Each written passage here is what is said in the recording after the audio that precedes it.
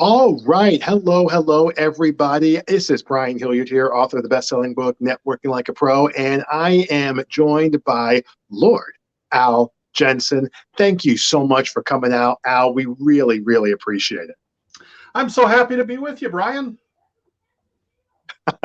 One of the things that we were talking about, we met through a networking event. We were at the Speakers Playhouse, Right. and it was just really good to be out there networking and meeting people and doing things like that. And what kind of caught my eye with you when we were talking was you work with people who are looking to turn their expertise into a degree of speaking. And then turning that speaking engagement into some paying clients, into what it is that people can expect to that. So tell us a little bit about what that actually is like. Like, what is something maybe right off the bat, just to get the ball rolling, that you either tell your clients or that you work with them on? Because we have a lot of coaches who are listening to this right now who may or may not really have done speaking before.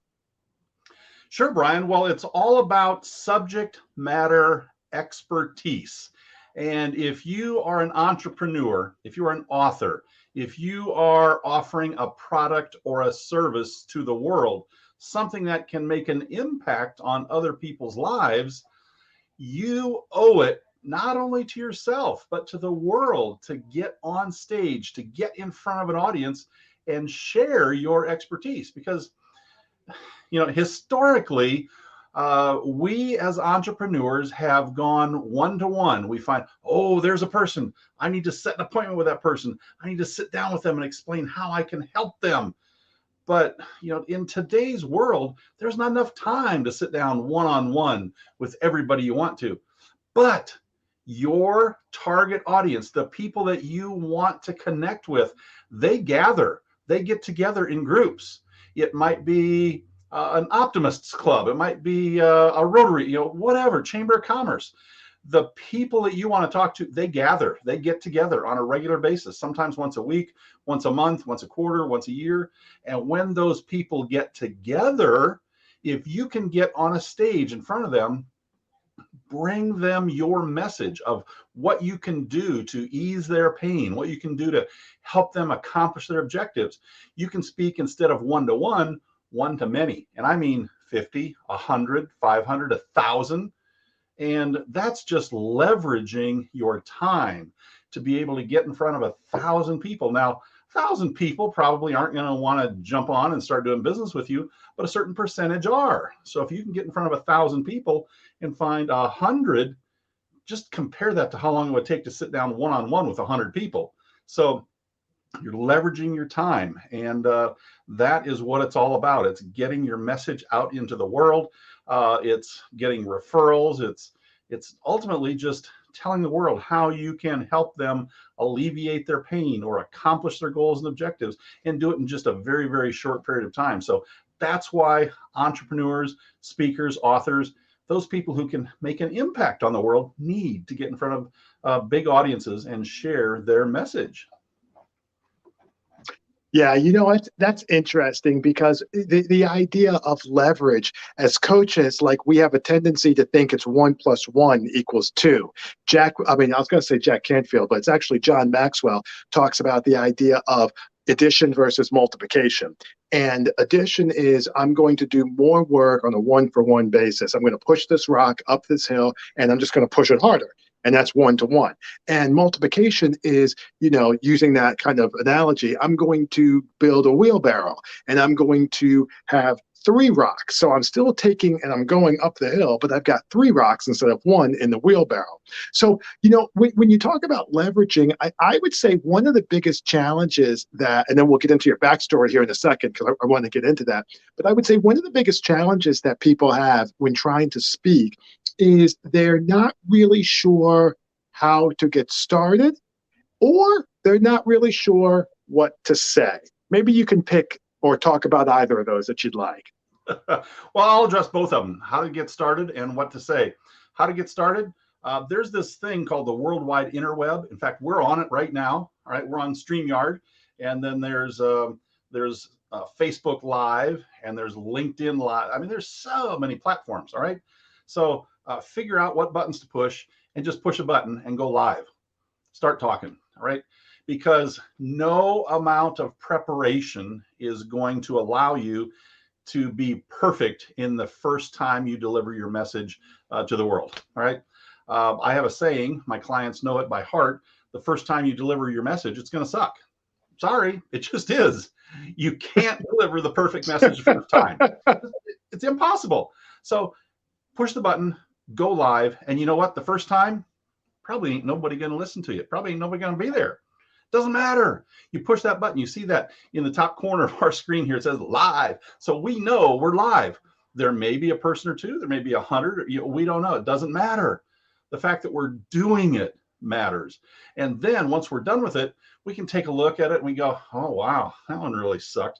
I really need to fix my opening, or I really need to tweak this or that, or need to have a graphic, whatever it is. You don't know what you need to know until you do it and realize, oh, yeah, I got some fixes. Or, I said this and that was kind of funny. That really connected. That was cool. Want to repeat that. So the how to is just press a button and start doing it. Right? Speaking begets speaking. The more speaking you do, the more speaking opportunities you get. Now, in terms of what do I say, I'm not going to say it doesn't matter, but start simple. Start with, my name is Al Jenson, and here's my background, and here's why I'm coming to you live today. I have some background, I have some expertise, and I found a secret, or I've developed a strategy, or I have a roadmap that I'd like to share with you. So if you want to go from point A to point B, here's a way that I've figured out that you can do it directly. You can do it quicker, with less pain, and with greater results. So you just start talking about what it is that you can do for mankind. What can you do for your target audience? Because, Brian, here's a little secret. A lot of people don't know this, but ain't nobody wants to hear you speak. Okay, I know it sounds crazy, but nobody wants to hear you speak. You know what they want? They want to hear you help them with their problems, or they want to hear you help them accomplish their goals and their objectives. They don't tune in just to hear you yammer on about the dandelions in your yard, or about the fact you washed your car. That's irrelevant. But tell them how they can lose 5 pounds in the next 10 days. They're going to be there. Tell them how they can save $300 in their monthly budget. They're going to be there. So talk about how you can help alleviate their pain or accomplish their objectives, and do it in a heartfelt way. Let them know you've had this experience. You learned the hard way, and here's how you can eliminate those problems down the road by following this roadmap. So just get started. Doesn't matter really who you start talking to, but the fact you start, that's the important thing, because action, people will just get tied up in planning. Well, I got to write the perfect speech, and I got to write the perfect presentation. I have to have the perfect graphics. I got to say the perfect words. No, you don't. Right. You just got to start talking. And then you're going to realize, ooh, that was good. I'm going to continue. I'm going to do that next time. Oh, that wasn't so good. I'm going to have to fix that. So, it's all about action, and then evaluating it and doing it better next time. Yeah, it's funny. You talked about perfect. What is the saying that 70% done is better than 100% perfect? You know what I mean? And that's a big thing. I remember when I first started speaking, I've been doing this since '01. The very first presentation I had was in the Sandy Springs Library. I was the number 2 guy backup for somebody who whatever. And I remember I didn't really know what I was talking about, but people came up to me and shaking hands, and they were saying, what a great job, and this, that, and the other. And it turned out that it's kind of like what you were talking about, the passion, talking about and you alluded to this, passion, energy, get some of these things out there, and you are really, really going to do this. So this is some good stuff. And by the way, just so you guys know, if you want to get a recording of this, you can text us at 844-974-4245, keyword AL. That's 844-974-4245, keyword AL, and we will get you a recording of this. So Al, tell us a little bit about your backstory. How was it that you got started? What was a little bit of your journey, and how you got from obviously being here from where you were before?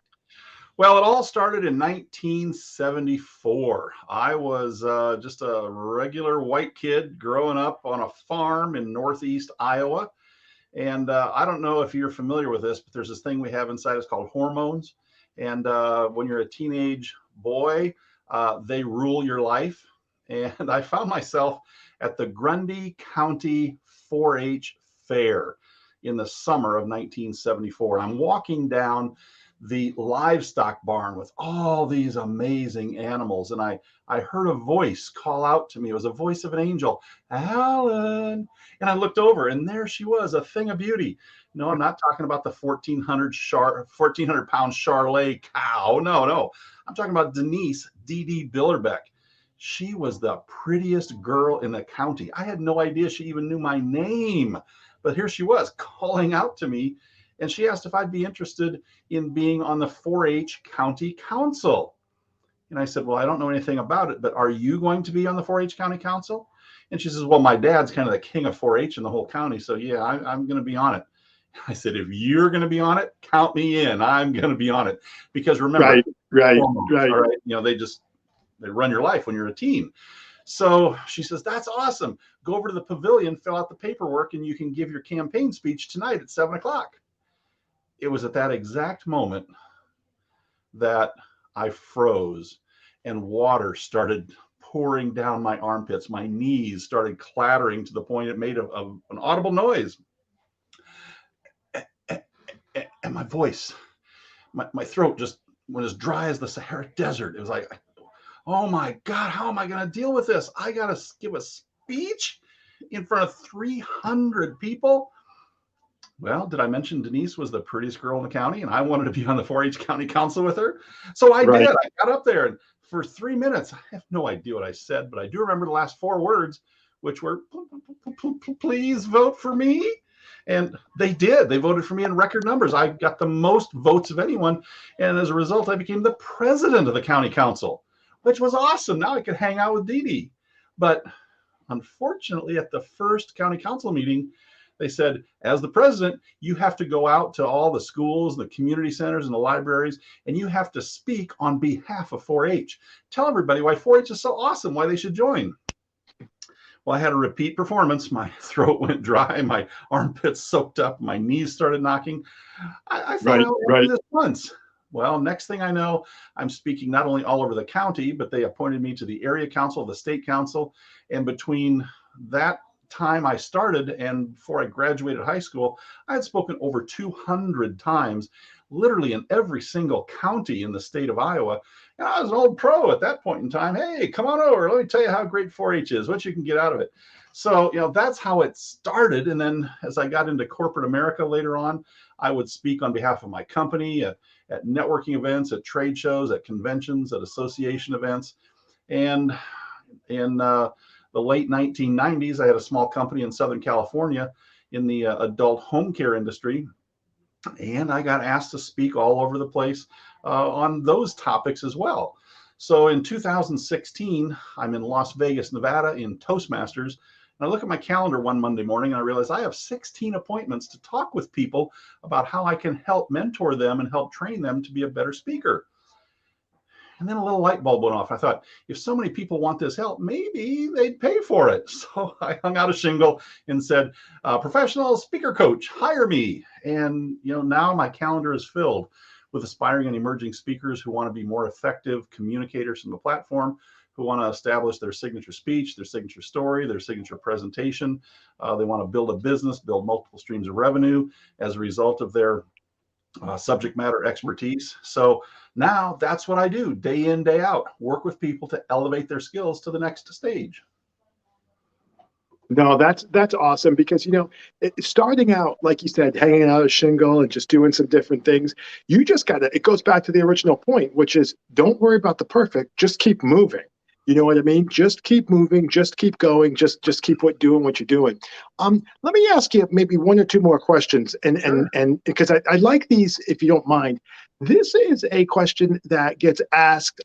This is a question that I think gets thought about a lot. Maybe not asked, But the question is, and we alluded to it a little bit, I don't know what to talk about. I'm not sure how to get started. Behind that is, how do I turn that into clients without being this, pushy person from the stage? That's a question that's on a lot of, I think I can speak for the audience, that's on a lot of people's minds.